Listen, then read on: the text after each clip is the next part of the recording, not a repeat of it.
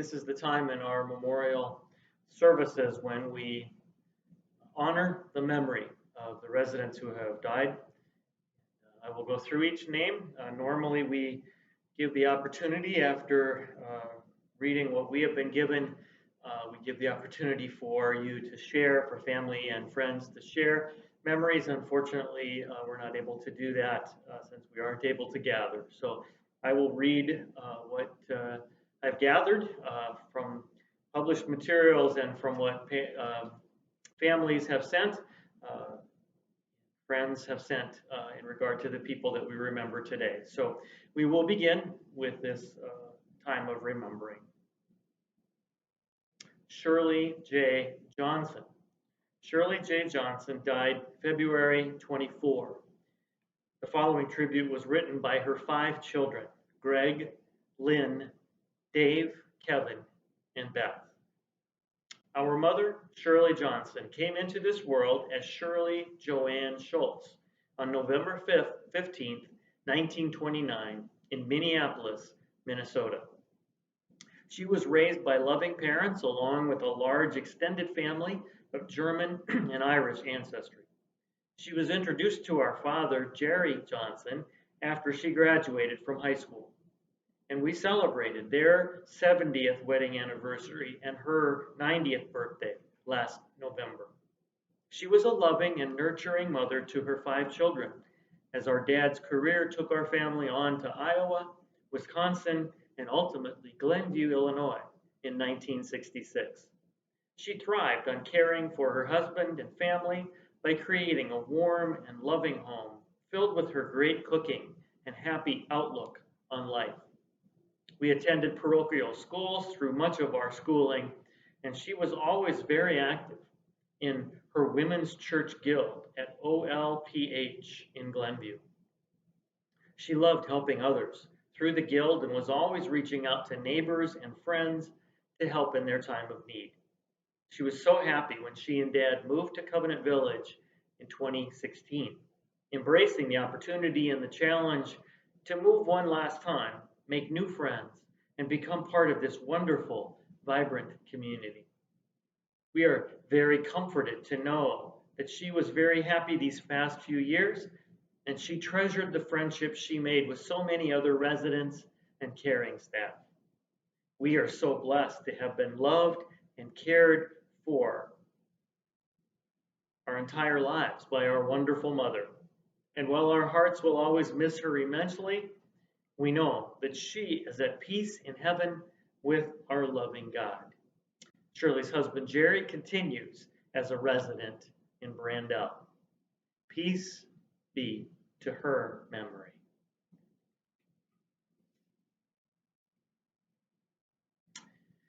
Ellen R. Johnson.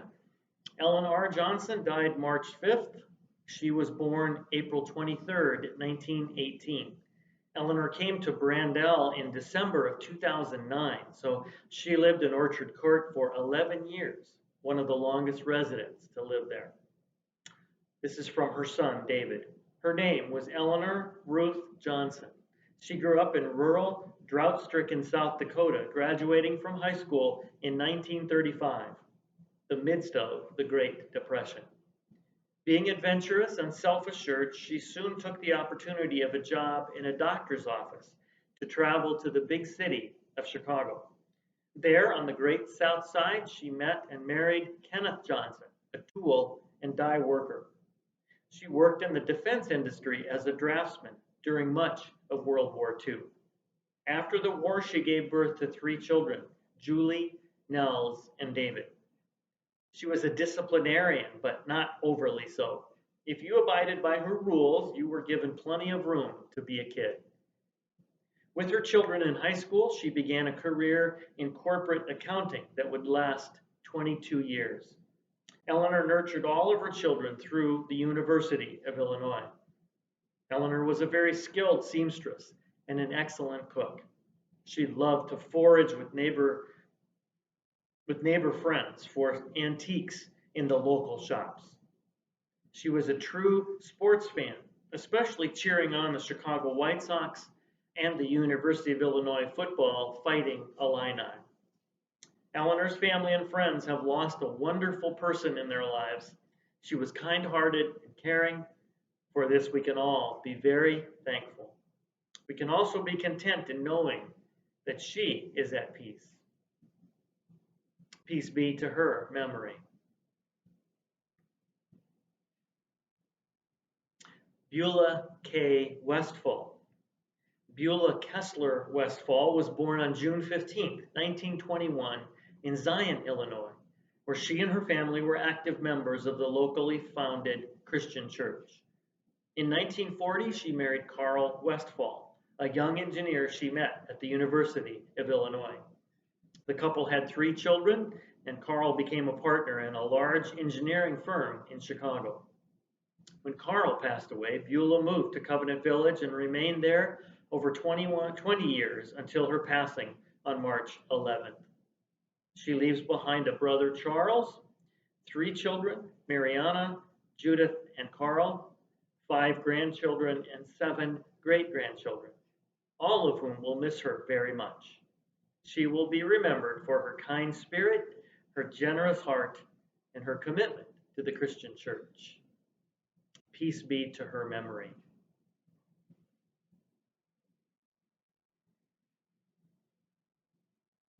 Jane A. Tiffin. Jane A. Tiffin died on March 24.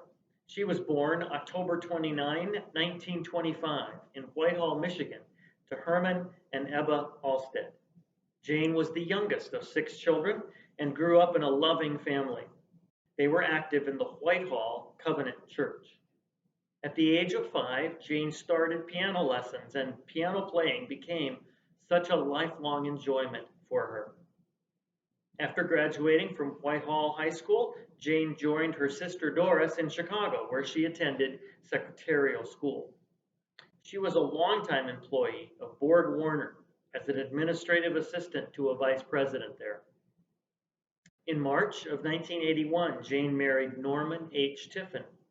They had the opportunity to travel, which afforded so many happy memories. Norm preceded her in death in 1999.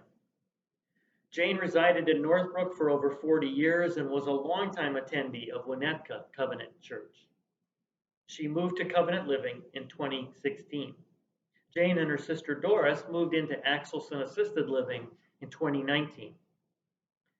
Jane was predeceased by her husband, by one brother, James, and 3 sisters, Lorraine, Helen, and Ruth. Survivors include her sister Doris Alstead, who continues as a resident of Axelson, her stepchildren Anne and Scott, grandchildren Sean and Patrick, and great-grandchildren Bailey and Daphne, 5 nieces, and 4 nephews. Peace be to her memory.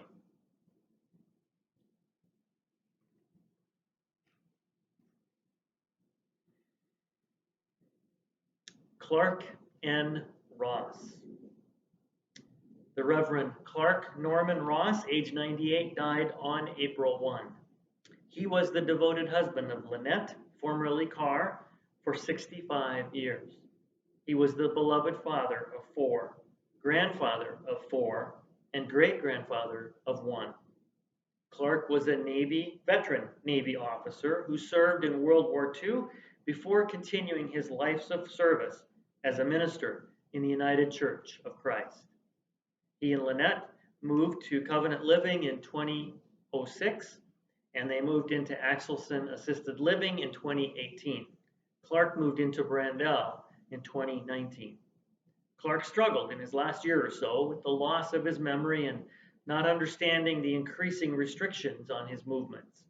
But he seemed to adjust and had a smile for those who cared for him. He loved his wife Lynette and wanted to spend as much time with her as he was able. Peace be to his memory.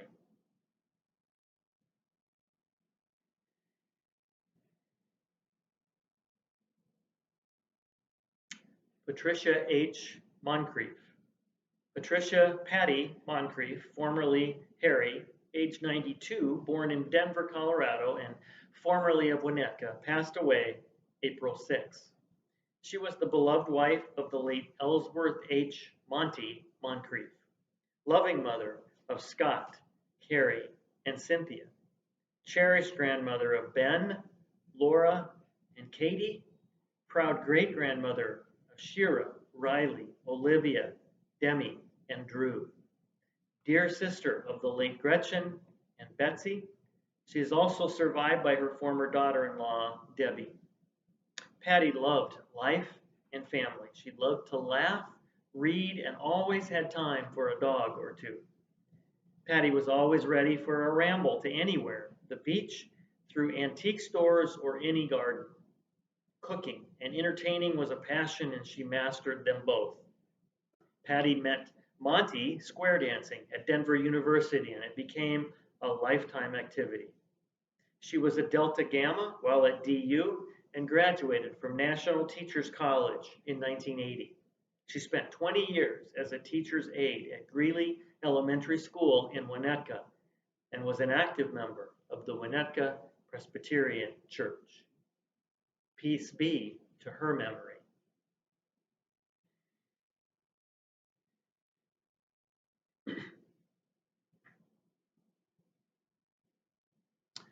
Shirley J. Lesher. Shirley J. Lesher, age 93, died on April 20. From her family came these words. Born January 1, 1927, New Year's Day, Mom was a small newborn. She weighed about 5 pounds. Her parents were Ray and Mildred Stader. 5 years later, her brother Bob was born. Mom attended Avondale Elementary School and graduated from Schurz High School in 1945. She and Dad were married while Dad was in the Army Air Corps. They had their 3 sons, Steve, Gary, and Phil, sometimes called Stegerphil, within about 8 years. When the boys were young, Mom worked evenings at father and son pizzeria. They enjoyed summer days at her aunt's cottages in Grand Haven, Michigan, and Frank Sr.'s home in Saugatuck, Michigan.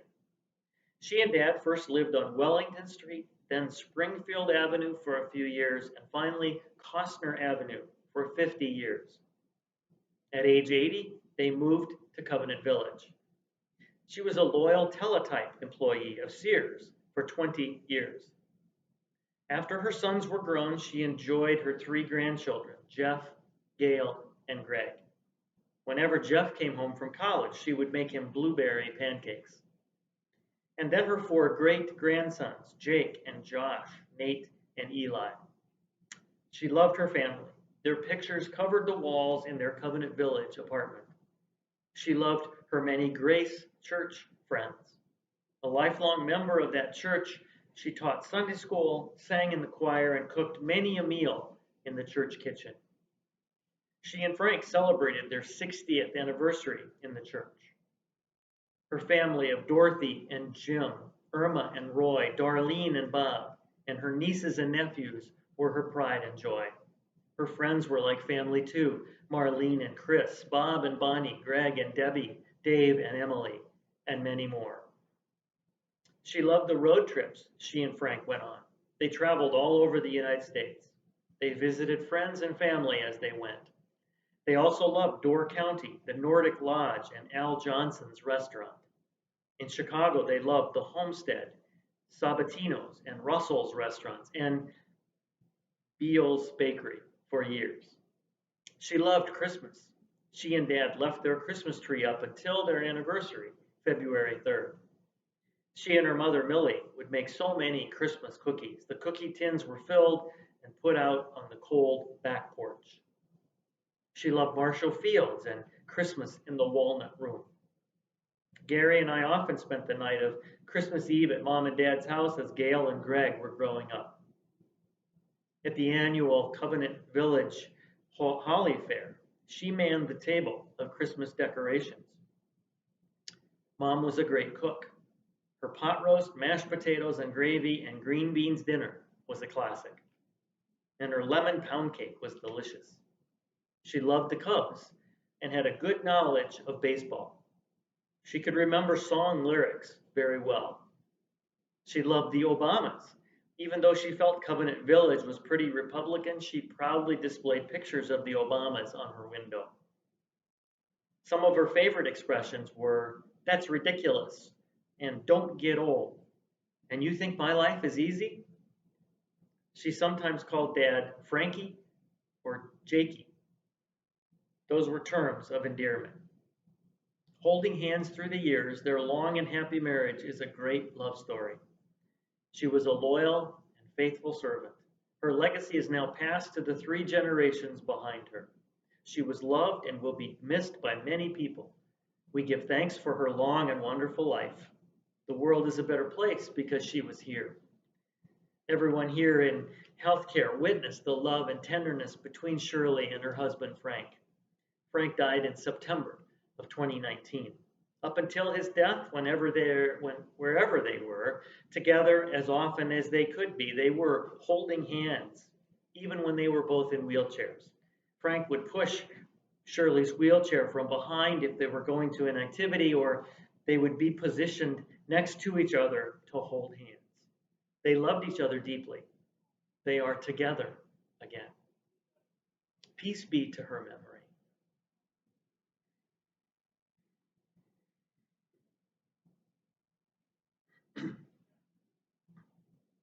May B. Roberts. May Beatrice Christensen Roberts was born in Chicago on May 10, 1913, and died April 21, 2 weeks shy of 107 years old. She went by both May, her first name, and B, her middle name. She grew up in the Austin neighborhood of Chicago. Her Norwegian father was a milk dealer who owned a farm near Elgin and a distribution center in Chicago. The farm was an important part of her life. Some of the property is now part of Cook County Forest Preserve. B was no stranger to tragedy. Her first husband, Philip Gard, a World War II Army Air Force officer whom she married in 1937, died as a young man in 1948. Her second husband, John Johansen, a diplomat and Danish businessman, died in about 1960. Her third husband, Jack Roberts, died also as a relatively young man in 1970. She had married him at age 48, instantly becoming a stepmother to 2 young adults and step-grandmother to 6 children under the age of 7. She quickly filled the role of grandmother with enthusiasm. Despite being widowed 3 times, she remained positive.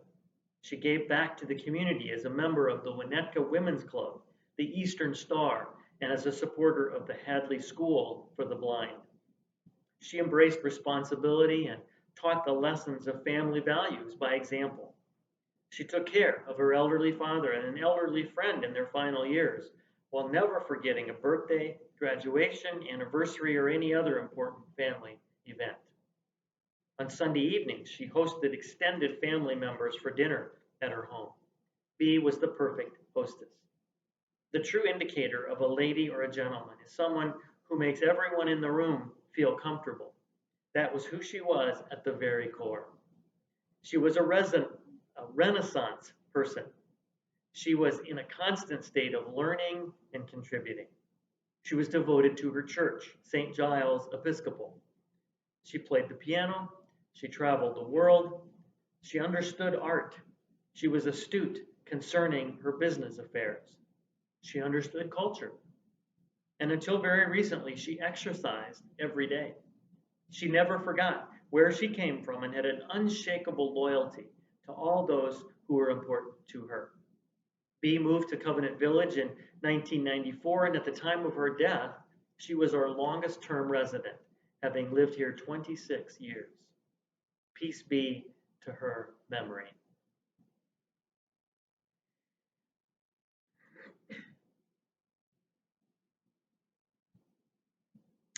E. Maxine D. Domenico.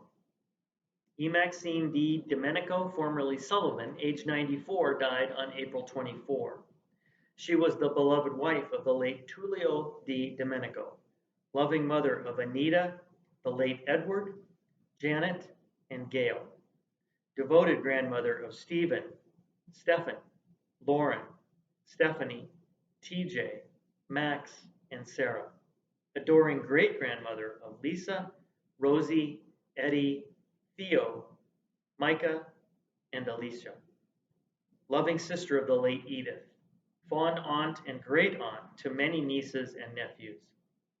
Maxine was born in Seymour, Indiana in 1926, the second of two daughters of John and Elsie Sullivan. She grew up in Hayden, Indiana. After graduating from Hayden High School in 1944, she went to Washington, D.C., where she worked for the U.S. government as a civilian in support of World War II. While in Washington, she met Theo, a Chicago native who was in the Army and assigned to Walter Reed Hospital. They were married in 1946 and made their home in Park Ridge, Illinois, where they raised their children and resided for more than 4 decades. Maxine was a homemaker and was devoted to her husband for 57 years until his death in 2003. For the past 8 years, Maxine was a resident of Covenant Living. Macular degeneration took most of her sight, and dementia was robbing her of her memory and ability to function. It was especially hard on her to not be able to do crossword puzzles and watch her beloved Chicago Bulls. She knew that she had enjoyed a mostly happy, healthy, and long life, and she was ready to move on. Peace be to her memory.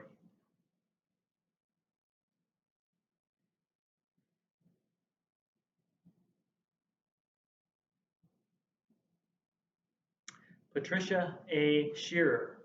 Dr. Patricia Ann Shearer, formerly Albright, age 89, of Northbrook, was born October 14, 1930, and passed away April 26. She was the beloved wife of the late William Shearer, loving mother of the late Cecilia and Kathleen, cherished grandmother of Christine, Carolyn, Jessica, Michael, Jeffrey, Julianne, Emily, and Tim. Dear great-grandmother of Jonathan, David, Evelyn, Liam, Gannon, William, Jamie, and Jaden. Patricia led a full and accomplished life, teaching and learning from the deaf community for many years. After marrying the love of her life, William, in 1952 and giving birth to her 2 daughters, Seal and Kathy, she dedicated much of her life to furthering hers and others' education. In 1967, she earned her PhD from Northwestern University and continued until 1978 to teach at Northwestern as an assistant professor and director of the Teacher Preparation Program in Deafness. Her time at Northwestern ignited a passion within her that would begin a lifelong journey to serve the deaf community. In 1973, Patricia found her life's true calling when she became the president and founder of the Center on Deafness. It was through here and Mental Health and Deafness Resources Incorporated, founded in 1982, that Pat touched countless lives of deaf children across the nation. With her love of learning and her creativity, she inspired otherwise isolated deaf children to come together and advance their love for art. Through what later became the International Center on Deafness and the Arts, Patricia created a space for deaf and hard of hearing children to explore theater, art, dance, and more. Children from all over the country were able to grow in their craft and show, in Pat's own words, they had much to contribute to the world and that by working together, great achievements could occur. Dr. Shearer may have passed on, but her legend and her love will be felt for many more years. Her curiosity and quest for knowledge was unlike any other and will leave an immeasurable impact, not just on her family and friends, but on those who may not even have met her. Her reach goes well beyond the deaf and hard of hearing communities. To anyone who ever had the pleasure of sharing a conversation with her or hearing a speech, to anyone who simply saw her smile. Pat was a singular woman with a huge heart, and her generous spirit will never be forgotten. One of Pat's granddaughters, Christine, told our hospice chaplain a tender story on the phone, who told it to me. At her last visit with her grandmother a few days before she died, Pat grabbed Christine's hand, which surprised Christine, as Pat had been so weak. Pat grasped her hand in her own hand and lifted her arm up with all her strength and touched her hand while holding Christine's hand tightly to Christine's chest and held it there for just a few seconds before dropping her arm back to her bed. Christine believed this was her grandmother assuring her that she would always be in her heart. What a beautiful story. Peace be to her memory.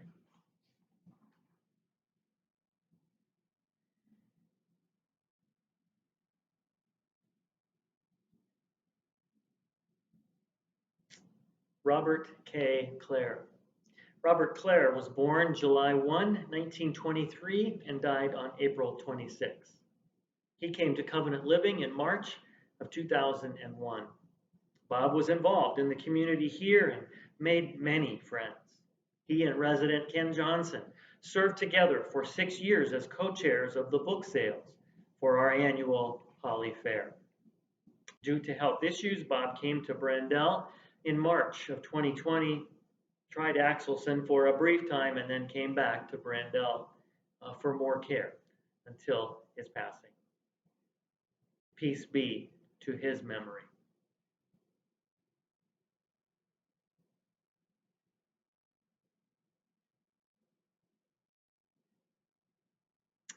Ethel E. Betty Eversfield.